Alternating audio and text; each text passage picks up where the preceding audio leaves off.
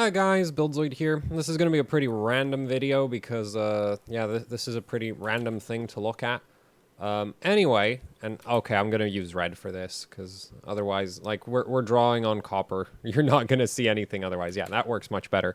So, yeah, I posted a picture of this onto the community tab of the YouTube channel, and, well, I think one person was like, do a video, and I'm like, well, I actually don't know how I turn this into a video, but here is a 7350K i3 with no solder mask on it. And I basically, like, I took it off basically with just sandpaper, so it's not like, that's also why you can see, like, the edges are all, like, this is all screwed up, right, because it's actually rounded off, because I sanded off the edges more than the rest of it. But the thing is, this chip was very dead, because basically it died while I was trying to test a prototype direct die cooling system. It got crushed between basically it got crushed against the socket, which broke the PCB. And so since then, I've basically been using this chip to just sort of mess around with bad ideas. It was used for the initial, like, planning of the 87 of the Probinator 8700. Which incidentally, I've run into some issues with the Probinator, so that's why there's not been a video since I was like, look, it works, and then now I'm like, wait a minute. One of the issues with it that I was really hoping it would fix is still an issue, so it's just like, okay, well, yeah, I don't know what I expected, because, like, that's been a problem I've been running into for a while, and it's just like, I really don't, like, yeah, I'm a bit too optimistic with things working sometimes. Anyway, yeah, so I originally used this to sort of get the idea of, like, because the thing is, like, so we have all of these, like, basically for the Probinator, I just wanted a measure point that's on the actual package of the CPU. And so what's kind of neat is that basically this right here, and yeah, like this, it probably is like this. It's really hard to say for sure. I've not gone around checking every single plane on the chip.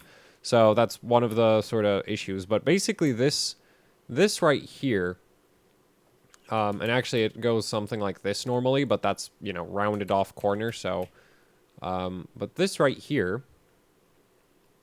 that's VCore. So that's your VCore power plane right there.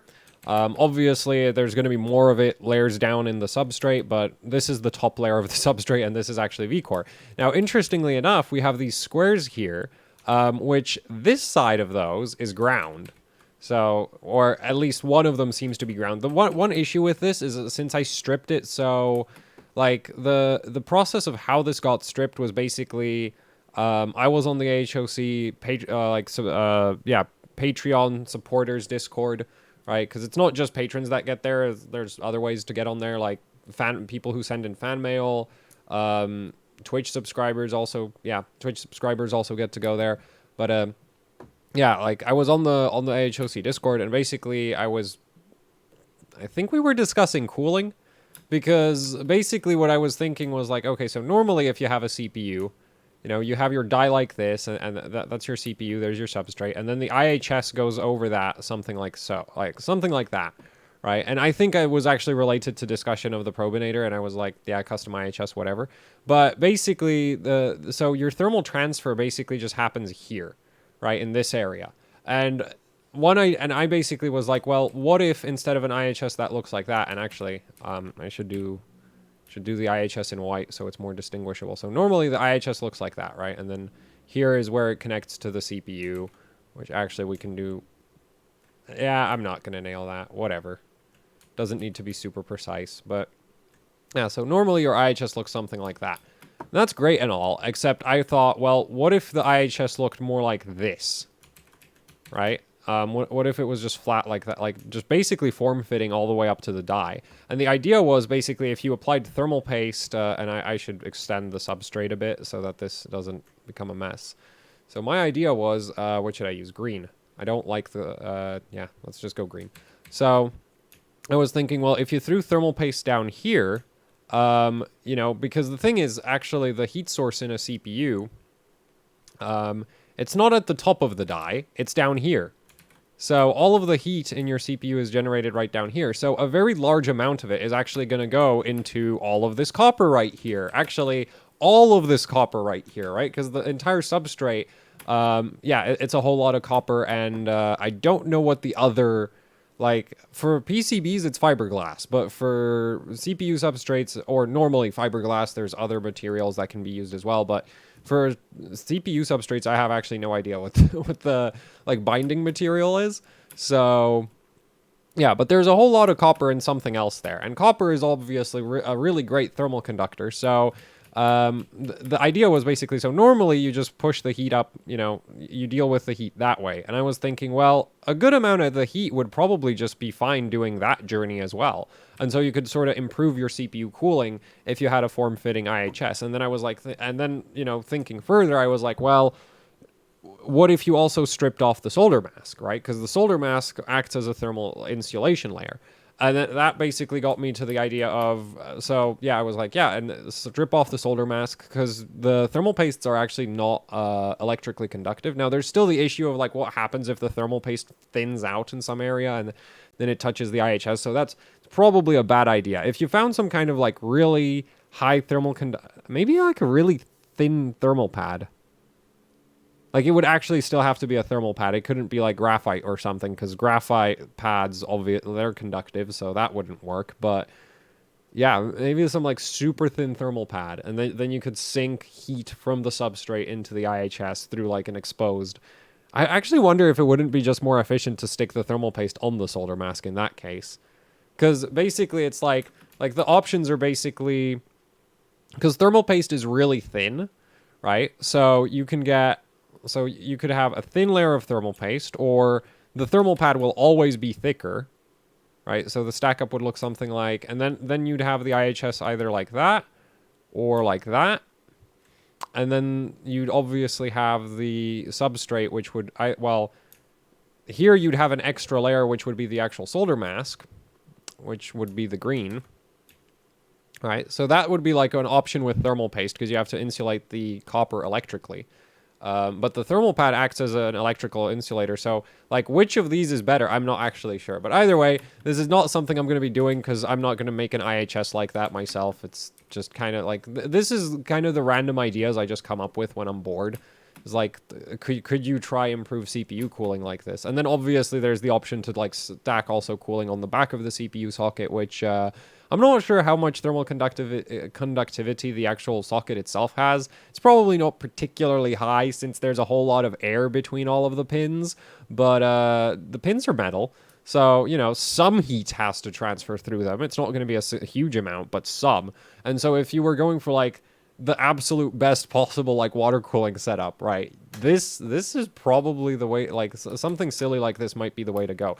Well, anyway, so, you know, because of this, I was thinking like, oh yeah, you could like then strip off the solder mask of the CPU, plate it in copper, and then use like some kind of thermal interface to get it sunk into the IHS. And from the idea of stripping the solder mask on the CPU, I was like, well, that would actually look pretty cool, right? Like a naked CPU would look pretty cool.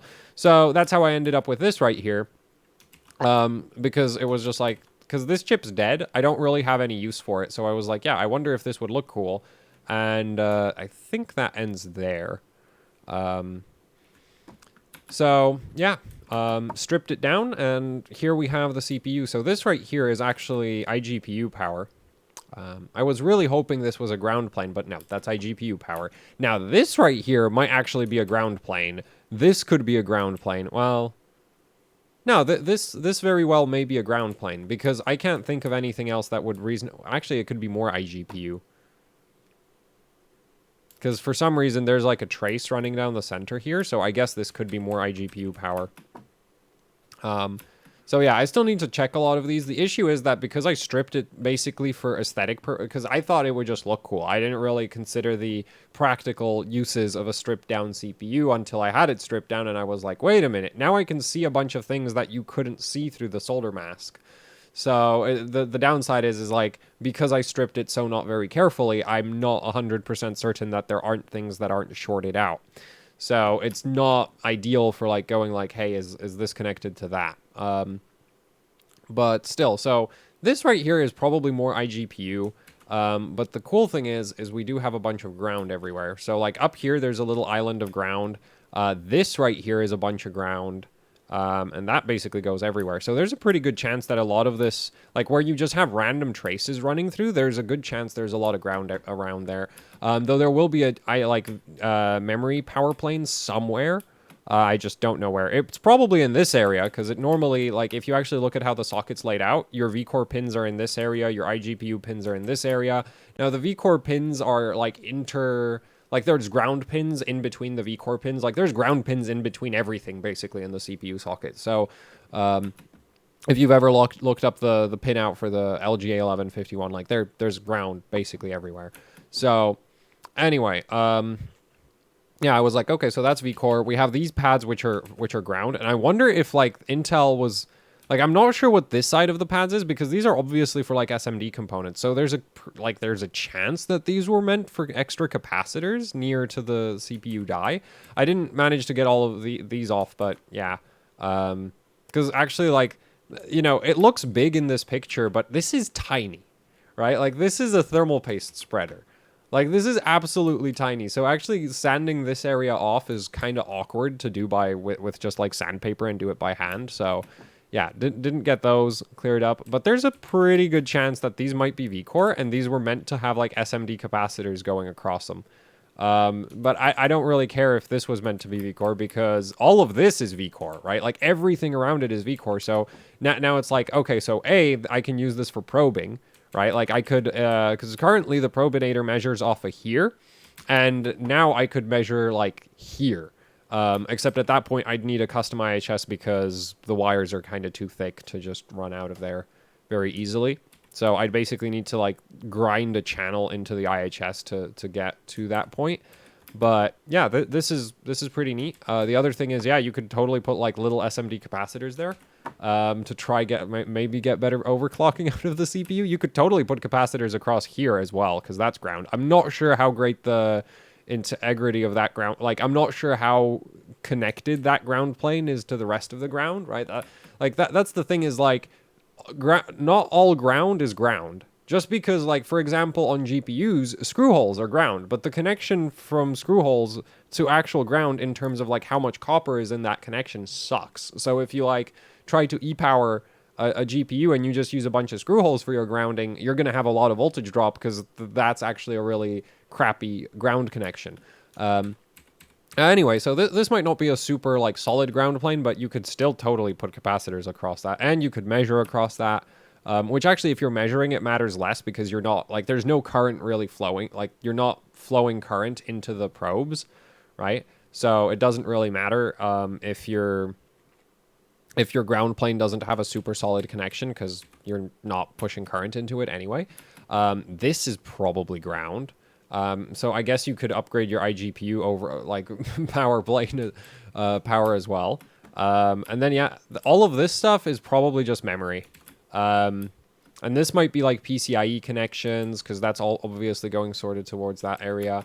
No idea what all of this is. Right, but yeah, that's a stripped down 7350K, and there's a few other, like I have a few other angles of it. So right here, these are a bit more clearly visible. You can also see that, you know, there's a really thin. So yeah, like this, like that is ground, this area, and then this is all iGPU. So there's those ground paths, a bit clearer now in this picture.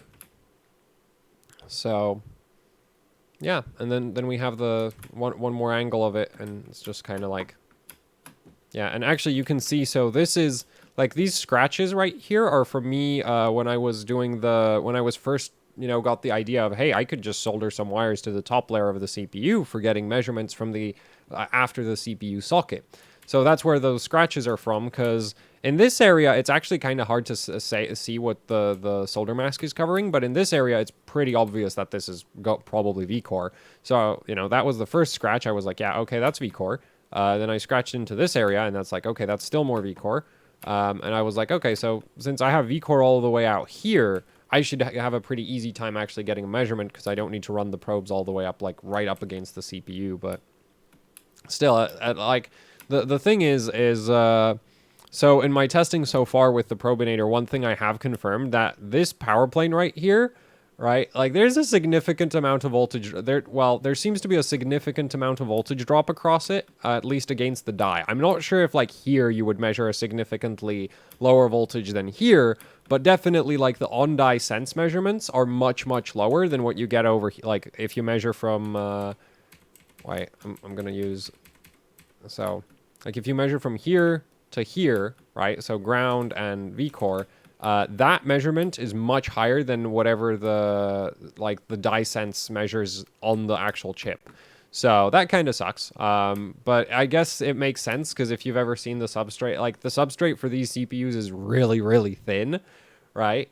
Well, I mean, it looks like a lot of copper, but at the end of the day, like it's a thin little substrate, right? So there's not that much metal in it. So the resistance of the power plane on the actual chip is probably not that low.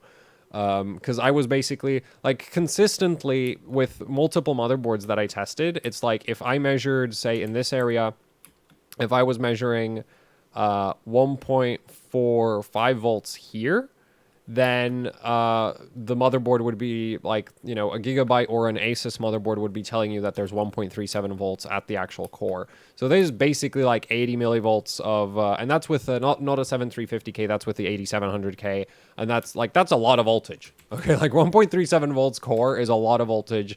The chip is running, you know, well over 100 amps. So that's not like, you know, to get 80 millivolts of drop across at 100 amps current, like you'd be looking at like 0.0008 ohms, right? So it's not like it's a really, really high resistance. Like that's a really low resistance. It's just like you're pushing so much damn current through it that, yeah, it measures pretty high. There's also the potential that like the thing is, because basically the pins aren't all here, right? So you have some V-core pins over there. You have some V-core pin, like there's basically like you have V-core pins just kind of in all over the place in this area. So pin contact can slightly tweak that voltage drop, potentially.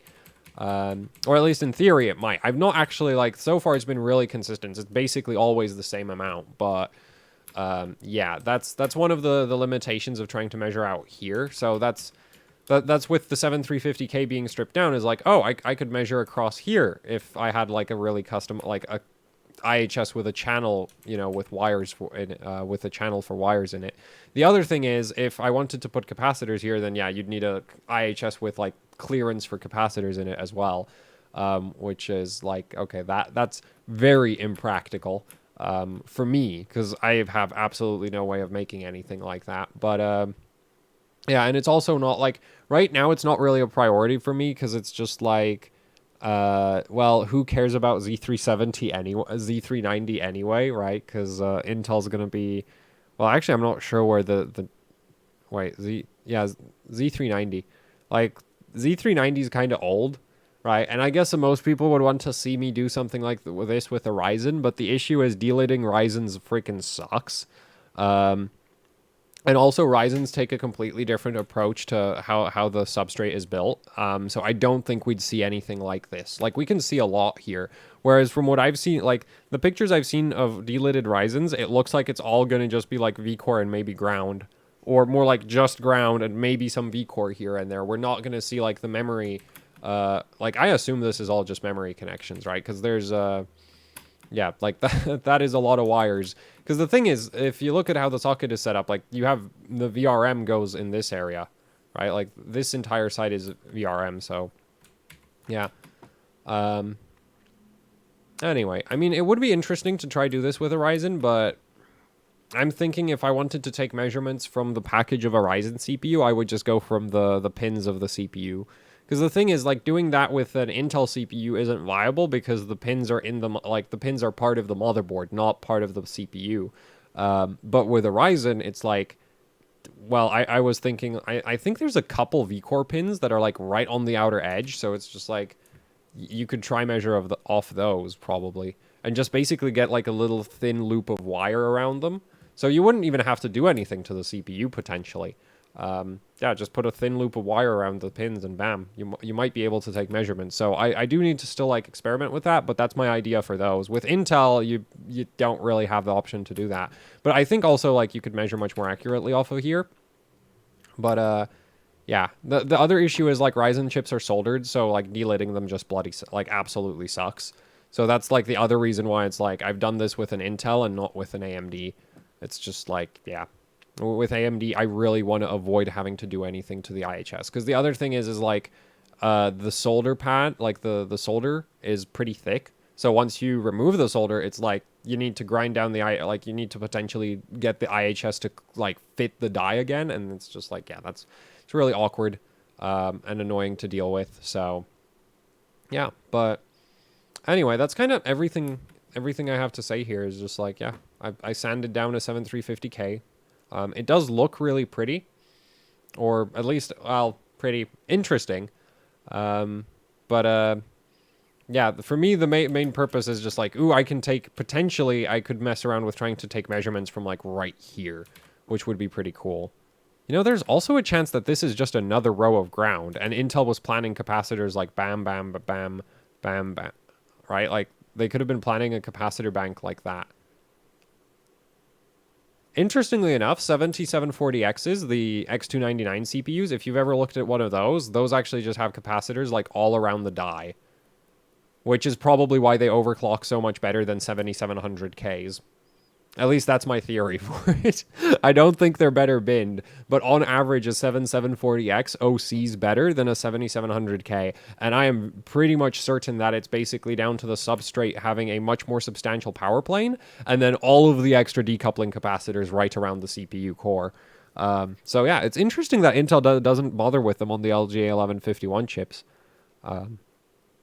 But yeah, so this right here is just kind of like opens up some new opportunities for terrible ideas that I have. And yeah, so yeah, this is that. I mean, it's not, in my opinion, this is mostly like, this is very much just kind of like random ideas I have. Not really like, I don't see the practical purpose of this video, but hey, maybe you liked it, in which case there's a like button. If you also, like me, think this is a total waste of time to just like talk about these kinds of ideas, then and not actually follow through with them, because I have zero intention of actually yeah, like I need a custom IHS. Like that's the whole issue, is just like I need an actual custom IHS, and that's a pain to get because I have zero experience with like CAD design. Well, CAD, because saying CAD design is redundant. But anyway, you get the idea. So yeah, that's it. So thanks for watching. Like, share, subscribe. Leave any comments, questions, suggestions down in the comment section below. If you'd like to support what I do here with Actually Hardcore Overclocking, I have a Patreon where you can support me directly. There's a link to that down in the description below. And if you'd like to buy some HOC merch, so shirts, stickers, posters, that kind of thing, there's a link to Teespring down in the description below. And yeah, both of those help out with running the channel immensely, because obviously I don't get CPUs for free to do abusive things like this to them. So yeah, thanks for watching, and goodbye.